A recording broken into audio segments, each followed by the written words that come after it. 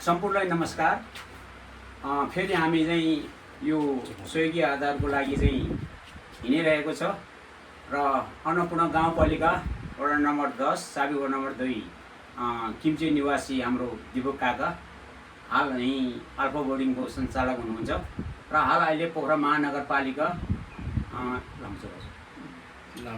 लामाचौर alpha बोर्डिङको उहाँ सञ्चालक हुनुहुन्छ र हाम्रो यो साबी वडा नम्बर 2 को श्री मेश्रम्बरा मन्दिर यो पुनर्निर्माणको लागि हामी सहयोगको लागि चाहिँ हिँडिरहेको छ र अहिले हाम्रो अल्फा बोर्डिङको सञ्चालक हाम्रो दिपक काका सम्पूर्ण स्वपरिवारको तर्फबाट हाम्रो यो ब्रिज मेश्रम्बरा निर्माणको लागि सहयोग गर्दै हुनुहुन्छ उहाँको तर्फबाट र जति पनि यो लाइफ हेरिरहनुभएका हाम्रा स्वदेश र विदेश रहने हाम्रा बुबा आमा दाजुभाइ दिदीबहिनी कुलकुटुम्ब इष्टमित्रहरूलाई हाम्रो यो समितिको तर्फबाट हार्दिक मङ्गलमय शुभकामना व्यक्त गर्न चाहन्छु र अहिले हाम्रो दिपक काकाको सम्पूर्ण परिवारको तर्फबाट रु 50,000 रुपियाँ दिएर सहयोग गर्नुभएको छ।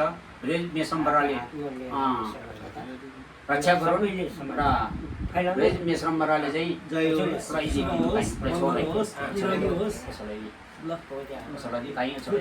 खुसी रहनु निरोगी हुनु अझै